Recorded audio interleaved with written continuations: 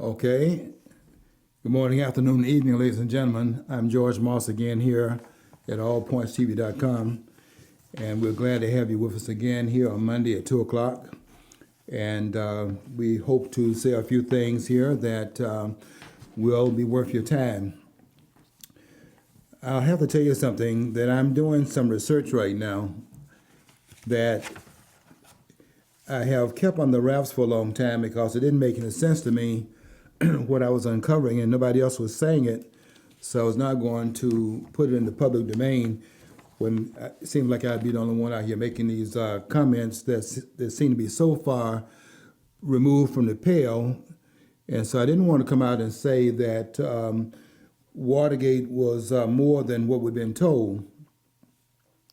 But then, as I began to do further research and came across a book called, let's see, that book is, was it Crime Family? Anyway, one of the chapters is Watergate and the Downing of Nixon, Part 4, which is what I brought to the studio.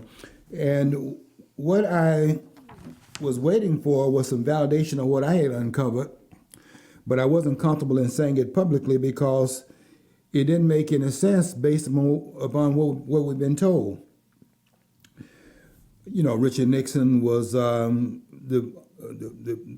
narrative is Richard Nixon was the one that engineered and was behind the Watergate break-in, and that led to his dismissal, his resignation eventually in '74, when he resigned from the presidency August 9th of that year. And that's what I had thought until I read, well, I really thought that for a long time until I began to look at it from another standpoint, and that was a standpoint that was started in my education of the Watergate matter when I read Haldeman's book called The Ends of Power. And that gave me some information about the Washington Post role in the downing of the Nixon administration. So I thought that was pretty much the end of it, is that we had a break-in. Richard Nixon was in back of it. We had Bob Woodward and Carl Bernstein that had done the investigation for the Washington Post. They uncovered the cover-up Nixon was involved in, and that led to the toppling of this regime. Now, I thought that was the end of it. But then I came across an article some time ago that I've had in my archives for a long time, and it was one that was labeled Mission Impossible. Eugenia Martinez, Watergate burglar. And I was reading his comments and his reminiscences about the Watergate burglary. And as I read what he was saying, he wasn't drawing the conclusion that I'm drawing from it, but what he was saying is that this was an operation that was one in which they had done an earlier break-in. They had broken into the psychiatrist's office of Daniel Ellsberg, the one that put out the Pentagon Papers. And when that burglary had occurred, those persons that had been sent in there to break in into the psychiatrist's office of Daniel Ellsberg, they had not come across anything, and they didn't get what they went to the office to do. Yet when they got back to the headquarters, so to speak, they were breaking open the champagne bottles and celebrating and things of that sort. And this one burglar named Eugenia Martinez couldn't understand what they're celebrating because they had not really uncovered anything. They were supposed to go in and get some dirt on Daniel Ellsberg, since he was the one that was breaking his news about what was going on during the Vietnam War. You probably remember the Pentagon Papers. So what were they celebrating then? This is what Martinez was trying to figure out. Why are they celebrating if, in fact, they did not succeed in their mission? But then he makes this comment. He says that there was a person that was known as Eduardo, was a name that all of us who had participated in the Bad Pigs knew very well.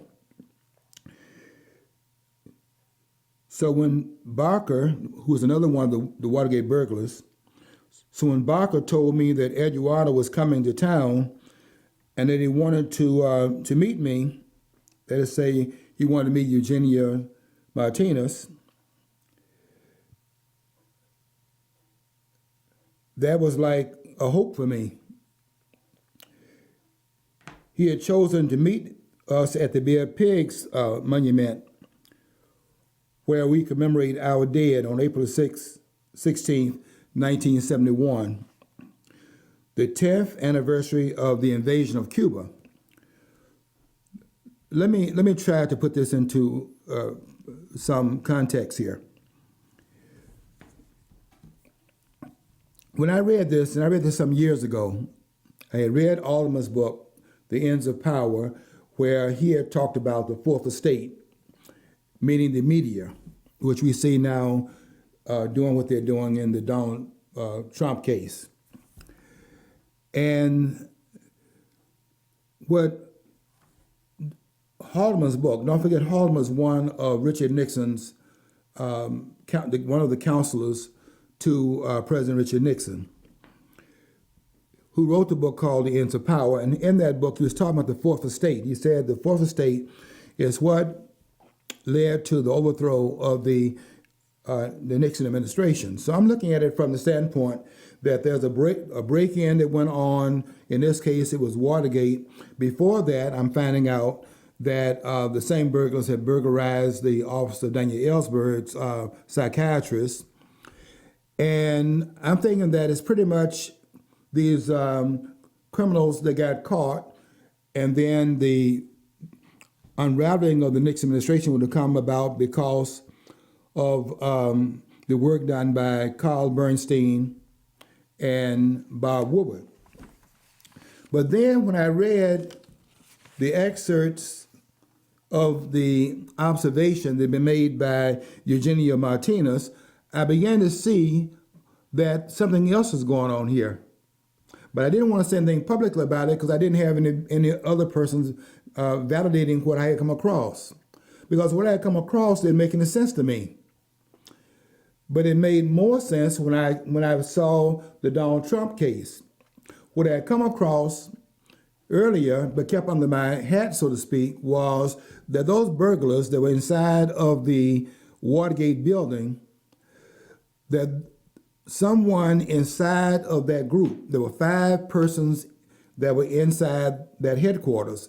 And it was very obvious to me as I was reading the excerpt by Eugenia Martinez that somebody in that group set the other members of that group up and they deliberately got caught in the headquarters. And that didn't make any sense to me. It didn't make any sense to me either that they would have gone into the Watergate trying to get some information on McGovern's campaign when all the polls indicated that Richard Nixon was going to win in a landslide because George McGovern, the opponent at that time in 1972, never got out of the 30s in terms of his support nationwide. And it particularly didn't make any sense when we had the final vote tally where Richard Nixon had gotten 520 electoral votes and George McGovern only got 17 electoral votes.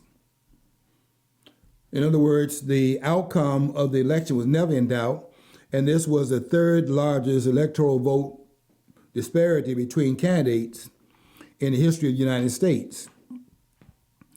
So from that standpoint, my hair is pretty much on edge. I just couldn't understand what was going on here. As I was doing more and more research and reading Eugenia Martinez's explanation of what had happened there in the Watergate burglary and also the burglary of Daniel Ellsberg's office, it wasn't clear what it all meant until we came up with the thing that happened in the case of Donald Trump, where they were saying that they were going to stop him from, first of all, getting elected, and then if that did not work, they were going to have a backup plan. The backup plan was what we just saw come to a close last week when Mueller shut his, 2 weeks ago, when Mueller shut his report down, and then they had the Attorney General come out and tell us what was in the report, do a summary of it, and then finally last Thursday they released the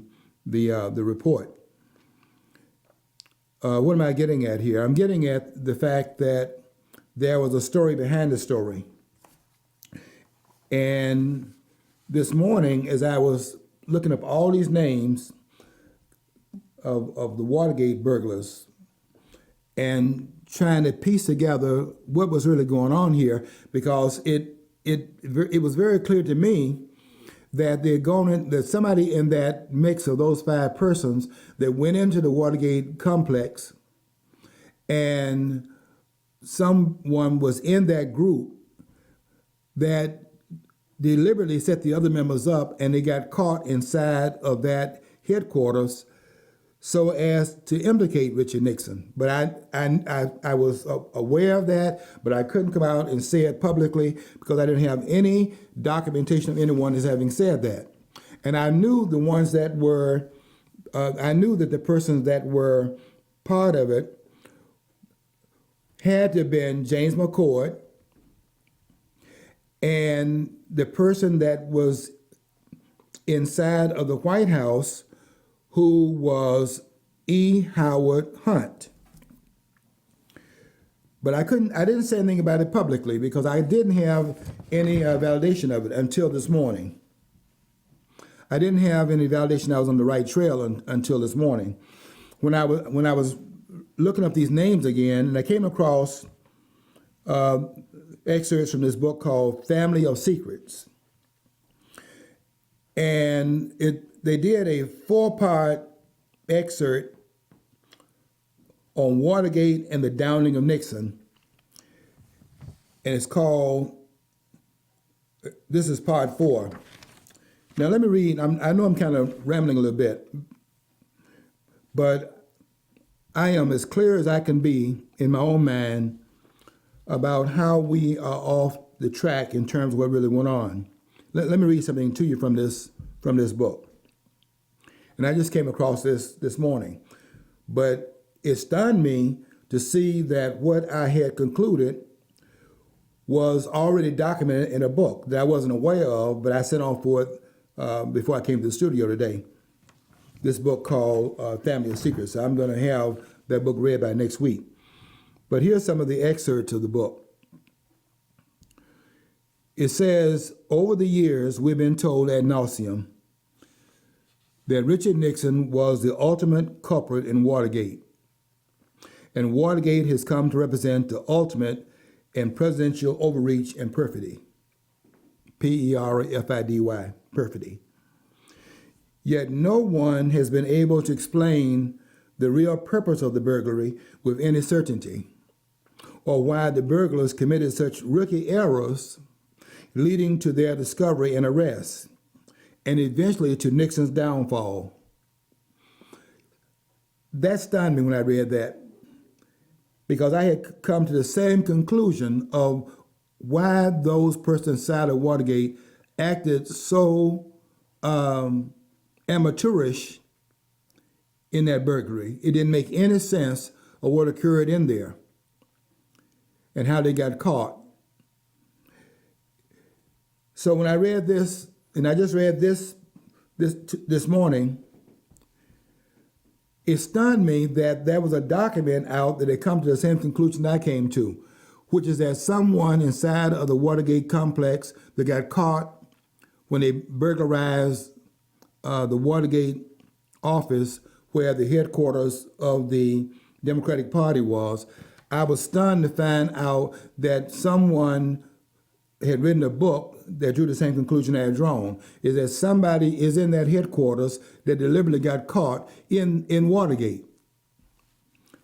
This stunned me, and I just read this morning. So I want you to be aware that this is something I came across, but it verified what I had already concluded. Let me continue to read this. In fact, it is important to recall that there were two break-ins, a successful one to plant eavesdropping equipment and a bungled one to remove that equipment. The latter was characterized with such blatantly unprofessional steps by a highly experienced, high-powered team that it begs the question, were they looking to get caught? And if so, why? Then we must consider, I'm still reading, then we must consider the role of CIA super strategist and manipulator E. Howard Hunt. Had he too suddenly lost his faculties? And finally, the acclaimed journalist Bob Woodward, who, as we shall see in the excerpt below, is not exactly who he presents himself to be. Don't forget now, Bob Mueller is the one that wrote the book called, along with Carl Bernstein, wrote the book in 1976 called All the President's Men, of which there was a movie made of that, starring Robert Redford and David. What's that author's name? David Huston. One of those, two of the biggest Hollywood stars at that time, starred in the role of Bob Woodward and Carl Bernstein in that movie. So today, and I'm reading again, another deeply unpopular president is on the ropes, meaning Donald Trump. He must be hoping that on top of the mountain of things he did do that could be his undoing, he doesn't also find himself blamed for something he in fact did not do.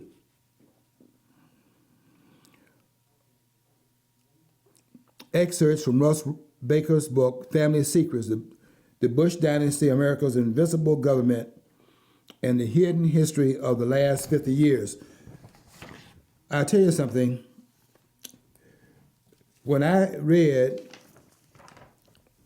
parts 1, 2, 3, and 4, I guess it's been on television in the past. I haven't seen the video version of it, but the excerpts of the book, Family of Secrets, that I was stunned to see this, that someone had looked at the same evidence I looked at and had come to the same conclusion, that Richard Nixon did not plan Watergate. I was aware of that.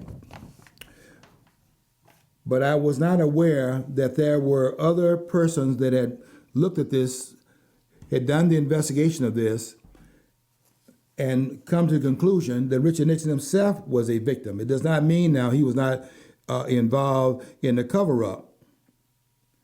This is a mistake that he made. Richard Nixon was involved in the obstruction of the investigation.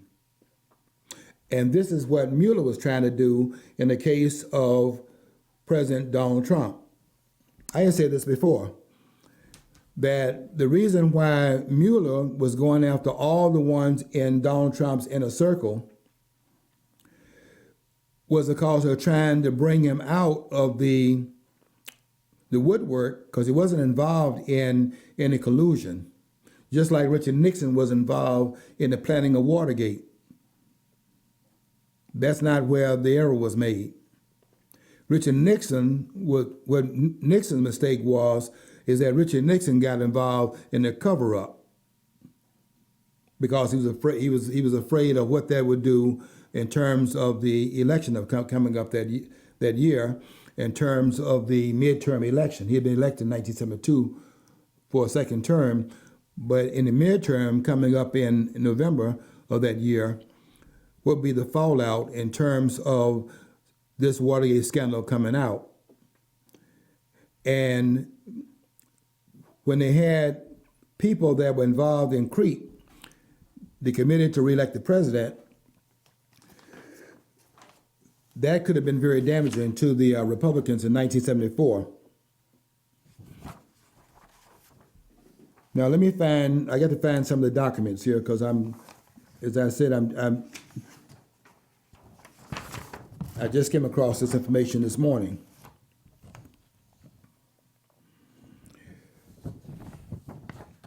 Here's what is so interesting here about this whole debacle, and it lets me see how what we think is reality. We actually are dealing with non-reality. The rulers of this country, and there are some very insidious influences in back of the scenes in this country, and we see it operative in terms of what Mueller tried to do.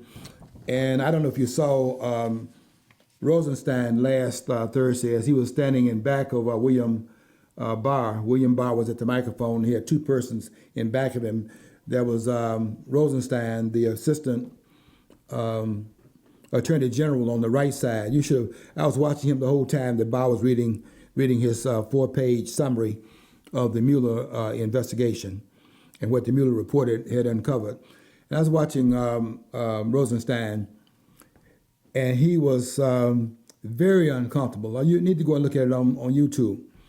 He's very uncomfortable because Rosenstein knows that this thing is about the boomerang on the real culprits here, which has nothing to do with Donald Trump.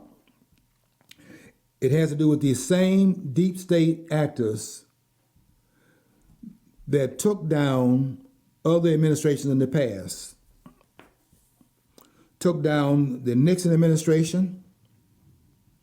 And if you know E. Howard Hunt, you know then not only E. Howard Hunt, but also Frank Sturgis, who was involved in the Watergate burglary. You know the E. Howard Hunt and Frank Sturgis were two of the three tramps that were arrested in Dealey Plaza on November the 22nd, 1963. Frank Sturgis was one of the burglars in Watergate.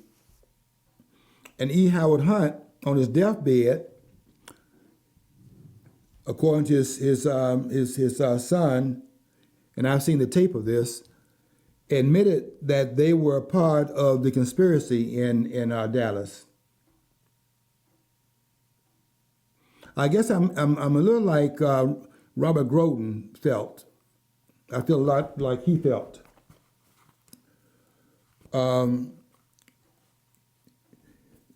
he was listening to them talking about Lee Harvey Oswald being the sole assassin of John F. Kennedy, and then he had seen, as I had seen, the Zapruder film, and saw the fatal shot, the headshot, that knocked the president to the back of the limousine and over to the left, which is consistent with the shot from the front, not from the back where Oswald was supposed to be on the 6th floor of the school depository.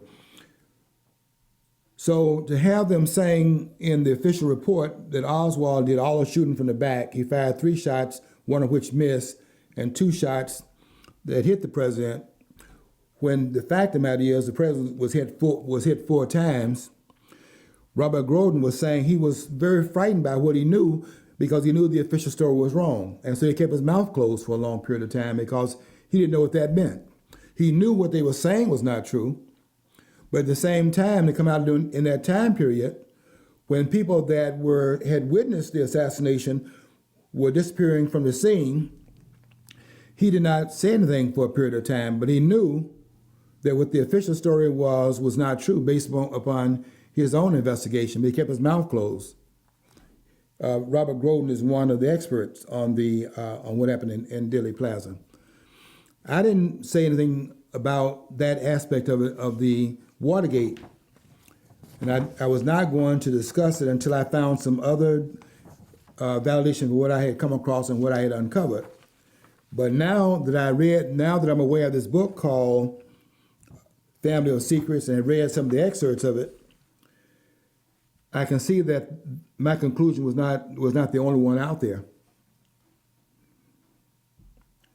This book validates the conclusion that I had made. This was a coup d'etat. We're going to take a break right now from WFOV will be taking their break, and they'll be coming back in 4 minutes. And we'll see you on the other side of the break. This was a coup d'etat in 1974.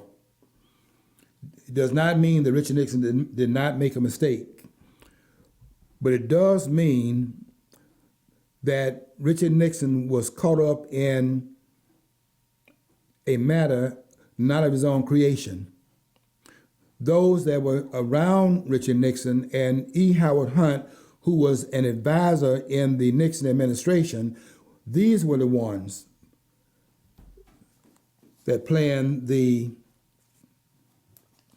Watergate break-in. It wasn't planned by Richard Nixon. Is that one of the same Hunts that actually tried to corner the silver market back in the probably in the 80s sometime? I don't know his background that much, John. I do know that E. Howard Hunt was a long-time member of the CIA. And I was going to try to find, right here. Listen to this part right here.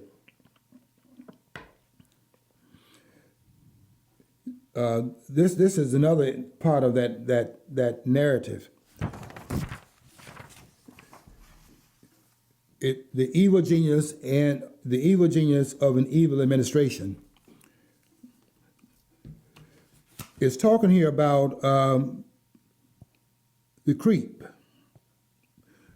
CREEP, the Committee to Re-elect the President, meaning the re-election of Richard Nixon. Now, this indicates that the CREEP and the Nixon administration were at odds with each other. Let's see if I can find that. They were not on the same page. And don't forget, the break-in was the break-in by the Committee to Re-elect the President. And the person orchestrating that from inside of the White House, which makes it look like it's a White House operation, the person orchestrating it was, in fact, E. Howard Hunt. 4 of the 5 burglars that broke into Watergate, 4 of the 5, not the one that was the locksmith, but the other 4, all 4 of the 5 were CIA operatives. James McCord,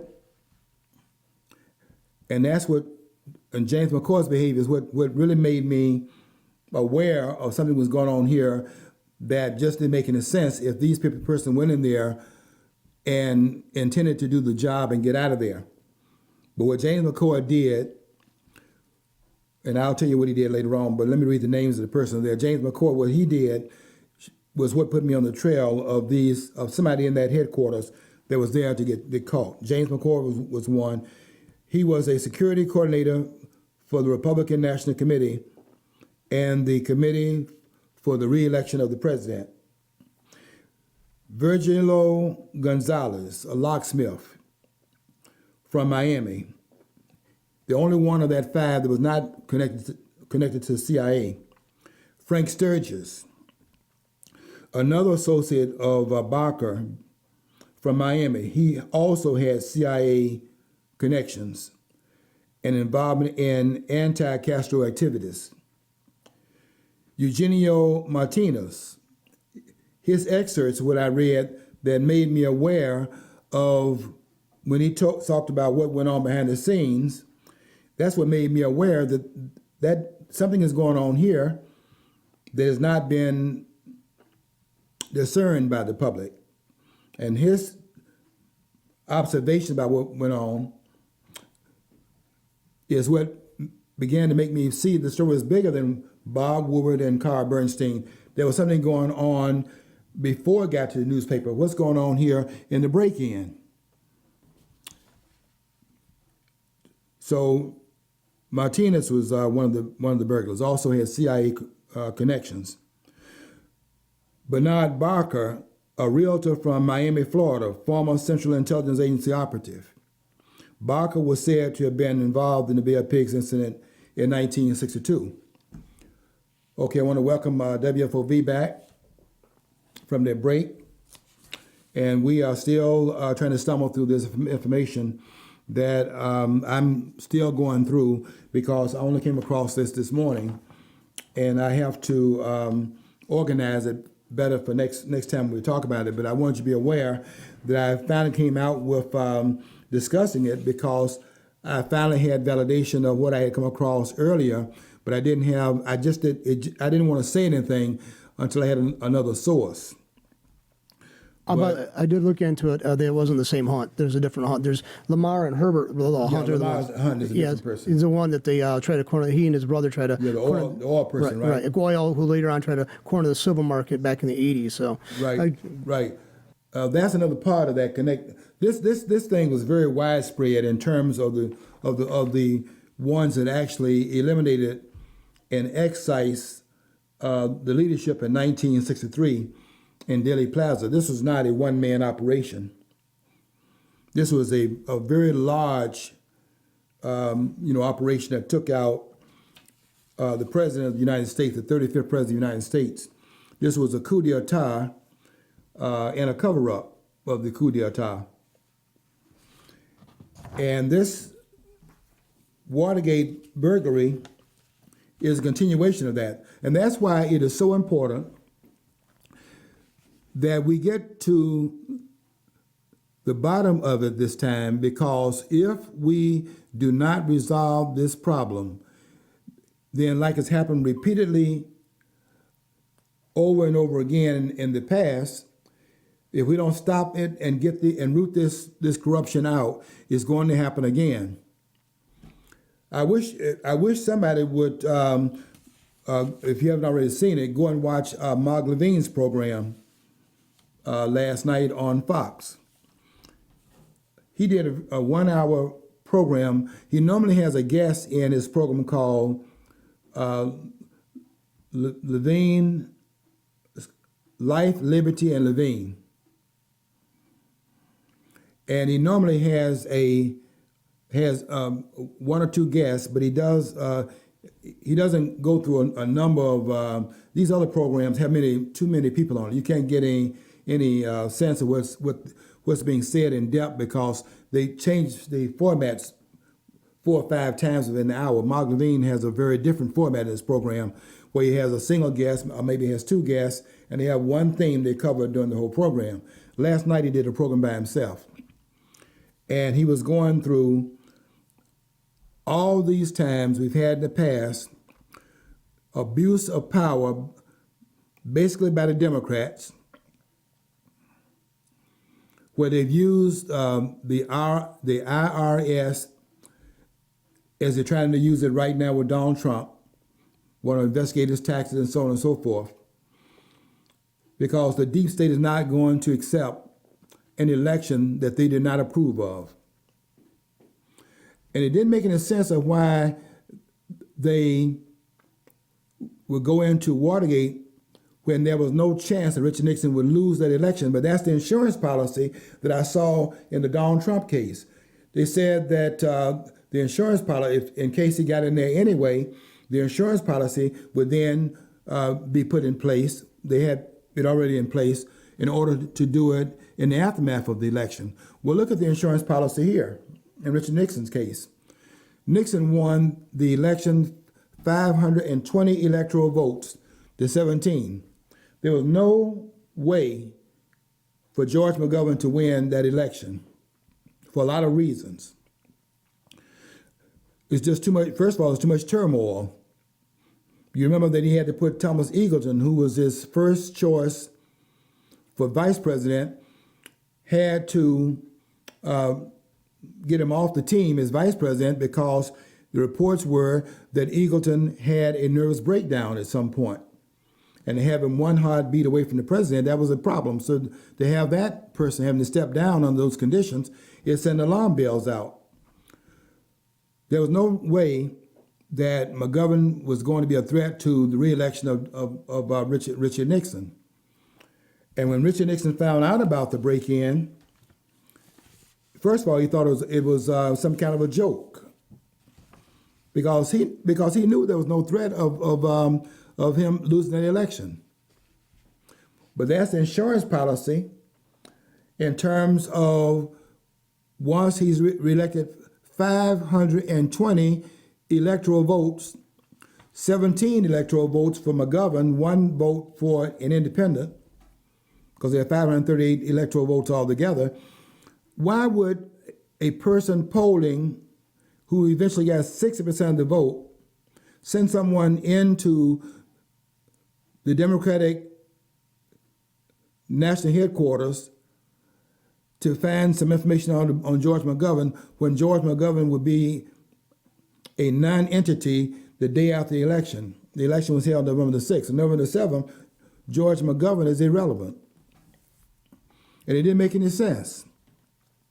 But if they go into the headquarters and someone is in that group to get caught in the headquarters, then that's the insurance policy to do in the aftermath of the election, take Richard Nixon out, and that's what happened.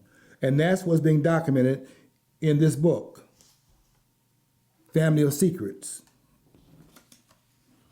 And I now have another source saying the same thing that I was saying behind the scenes, but I didn't want to come out publicly with it because it was just so extreme to have that information. And how do you say that without some? I don't like to talk about documents. What I did, I went to look at every one of the burglars. I looked up James McCord. Now, James McCord's role is really interesting inside their headquarters, the Watergate headquarters, because what they had done is that they had taped the door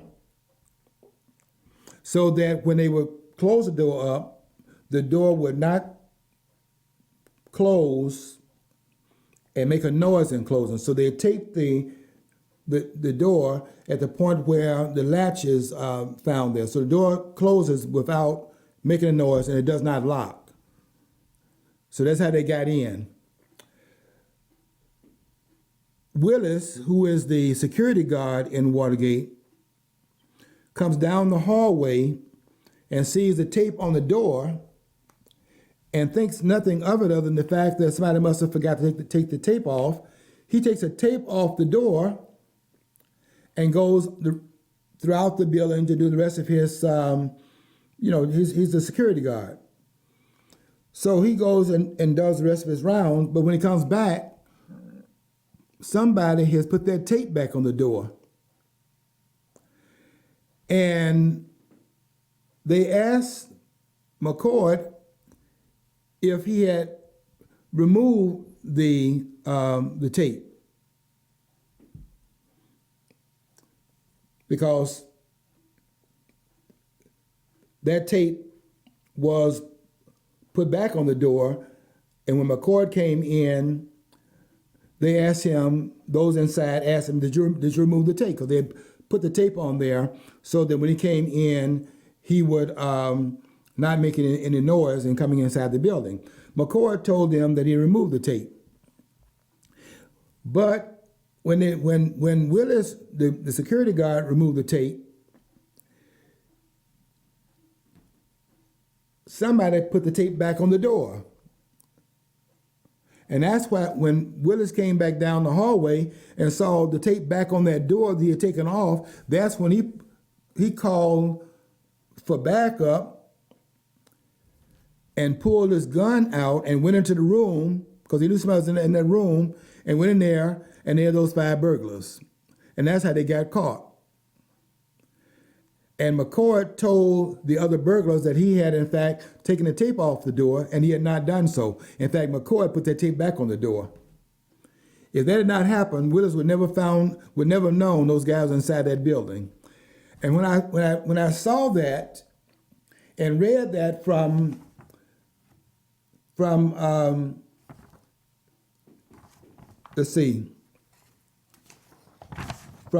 report by Eugenio Martinez, when I read his report, just as he was just simply going back over it after some years of that and going back over it in his own mind and writing about it, because some things didn't add up, I was stunned to see and uncover that this was an operation where they had gone in there as somebody in there was in that group, and they were in there so as the other guys who were patsies, these were patsies, and they did not know that they were being used because somebody in that group was in there to betray those members. And that person, I was convinced at that time, was James McCord. And in the White House, the person was E. Howard Hunt. And now I came across this morning in doing the reading a book that comes out and makes the same conclusion.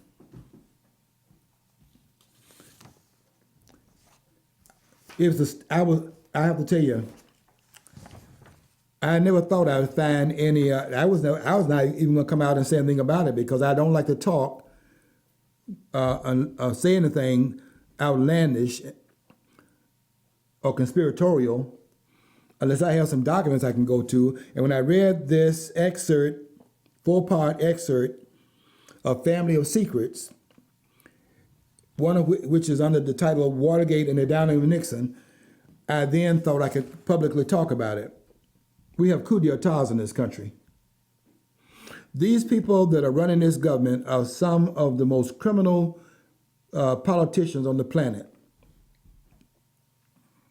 I don't know how we get around this,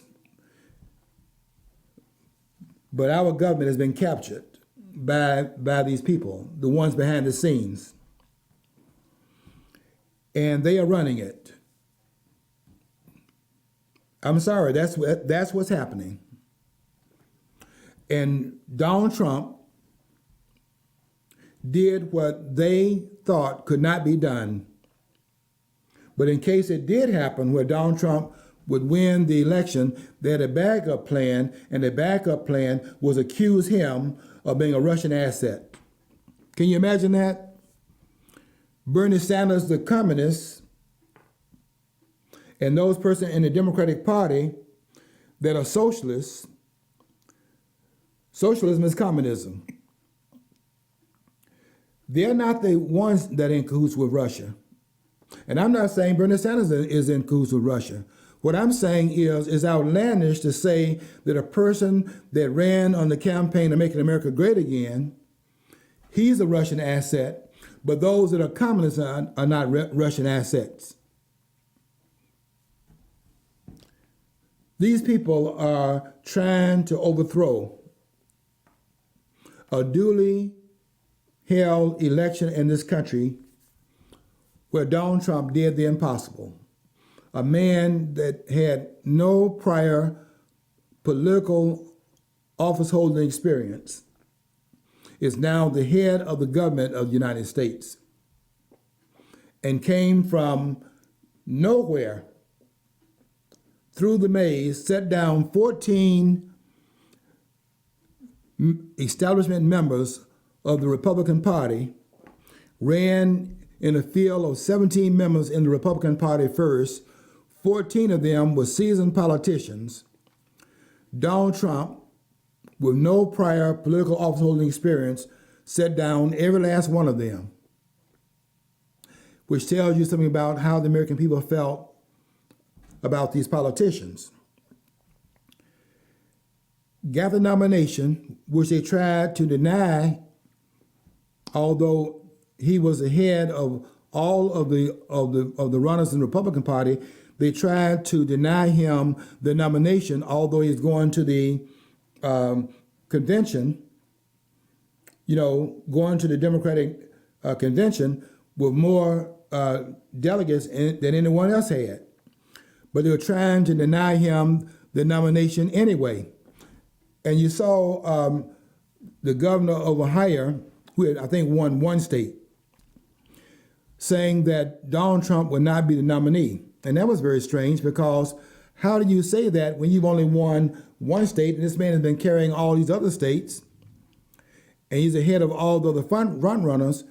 Why are you saying that with such certainty? And that allowed me to look at the two parties.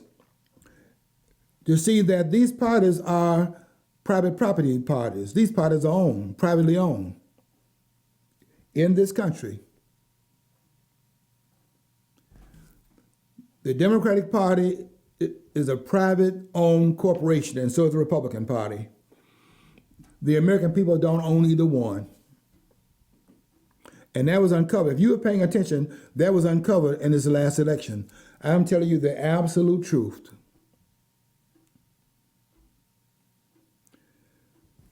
I would not be saying what I'm saying right now if I had not come across this morning this information. But it's now that I know it's out here through an excerpt of a book written by Russ Baker, The Family of Secrets. Now that I read his reading of it, and my conclusion are the same as his, because one advantage that I have over a lot of people out here in the scholarly world is I'm a very good reader. And I don't think they are. I don't think Ellen Dershowitz can read, quite frankly. When I say read, I'm not talking about reading words. I'm talking about reading analytically. Because if he were able to do that, he would not be able to read some of the things that he is reading and then draw the conclusion he's drawn, particularly about the 14th Amendment telling me that there's birthright citizenship. He believes that. But that's not what it says in the 14th Amendment. And no person that can read that and understands what that is saying would draw the conclusion Alan Dershowitz draws, because that's not true. I'm also surprised about some things that Mark Levine said this past weekend. The same thing has been saying about Article 2, Section 4, that you must have a crime in order to impeach. That's not true either. Let me bring something else in here. This is an article that came out in the Atlanta Journal yesterday. It's called "Mueller was Sending Congress a Message." Let me read some of the excerpts, because this article is another part of this misdirection that's going on here. Robert Mueller filled his 448-page report with at least 10 instances where President Donald Trump tried to impede the special counsel's investigation. Yet he, meaning Mueller, stopped short of concluding whether the president obstructed justice. So Attorney General William Barr sought to make the decision for him: no obstruction, no crime. So he's saying here that Mueller did not make the conclusion that there was obstruction of justice. He just simply alluded to it. And the person that wrote this article is saying that William Barr, the Attorney General, drew the conclusion: no collusion and no obstruction. They're saying William Barr did that, but not Mueller. What Mueller did is what this article says. He sent Congress a message. Now, why did Mueller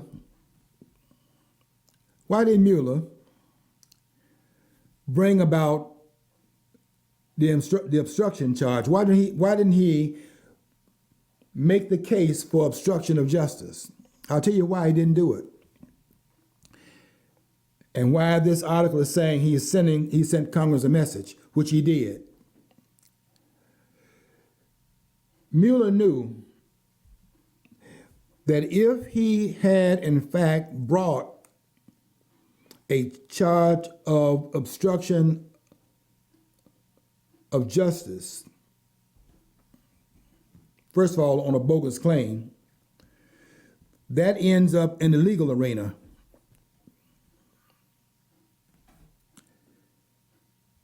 And the legal arena now has 5 judges on it that are conservatives. And they were not going to buy that you can have a bogus investigation of one that's made up out of whole cloth and then the president can come out to defend himself, and that's obstruction of justice of a case that had no legality in the first place. So what Mueller did was pass it off out of the legal arena, which is where it would have been if he had found obstruction of justice and made a legal claim. What Mueller did was pass it off to the Congress, where a political verdict could be rendered. Because impeachment is not a legal verdict. And I'm telling you that, Mark Levine, and I'm telling you that also, Alan Dershowitz. Impeachment is not a legal, it's not in the legal arena, it's in the political arena. And the political arena only has to have in it a majority of members of the House. And if 2/3 of the Senate go along with it, if they're alleging a crime has been committed, all you need in a political arena is 2/3 of the Senate that will endorse the verdict of the House, and then the person is removed from office and doesn't even go through the legal process, because it is not a legal process. It is a political process. And that's why Mueller stopped short of making the case and really ran 2 investigations. See, I read that report. By the way, there's a mistake they made in the report. They said that they said March the 2nd, 2016 is when Jeff Sessions recused himself. Shows you how sloppy they are, because Donald Trump is not even president at this point. They meant to say March 2nd, 1967. I mean, meant to say 1967. March the 2nd, 2017, not March 2nd, 2016. But when they said that, when Mueller alluded to Jeff Sessions recusing himself, the report says it happened on March 2nd, 2016. The election is not held until November the 8th, 2016, so they haven't taken office yet. So the report is somewhat sloppy in that regard. The date is wrong. They meant to say March 2nd, 2017. It's a minor error. I understand that. But I'm just simply letting you see that I went behind it to see what was going on there. There are 2 reports that were made. Mueller was very clever here. One is to seem to be even-handed. In the one about collusion, because nobody was ever brought to trial for collusion. And if there had been collusion, someone would have been charged for it, but nobody was. So Mueller said there was, and then he did wishy-washy stuff even in that regard. He said that there was not sufficient evidence. How about there was no evidence of collusion? Because if there was any evidence of collusion, he would have brought it, and he did not show any evidence of collusion. But he says in the report there was not sufficient evidence. So on the one hand, there's exoneration in the first part of the report, the part about collusion. In the one about obstruction, he left that case open for it to be then carried out by dropping that in the laps of the House, which is now in the hands of the Democrats. And they had planned their plan was to use that to bring about impeachment. But the press was doing its job also, as had been done in the Watergate case, and that was to affect the thinking of the American people into the point of endorsing the impeachment and then getting the other members of the president's party to stand down so they can convict the president in the Senate of the Congress. And that has not happened because they don't buy into that Donald Trump was involved in this collusion and that he was involved in obstruction of justice. They've not been able to use the press as they did in Watergate to make the Republican Party stay at home, so to speak. And they used the threat of the impeachment process to remove Richard Nixon, who would have been impeached, by the way, and he would have been removed through the impeachment process and the conviction in the Senate, because only 15 members in the Senate would have supported him in 1974. Only 75 of the members in the House would have supported Richard Nixon. So he had lost support in both cases there. But in the Donald Trump case, Donald Trump has not lost the support. I'm not saying they support him. He had not gotten to the point where they would not publicly support him because it does not injure their own credibility with the voters. And so therefore he's not in the same danger that Richard Nixon was in. And so the press has not been able to do in the Donald Trump case what they did in the Watergate case. Okay, this is something that I'm still putting together myself. But I'm telling you that the information is now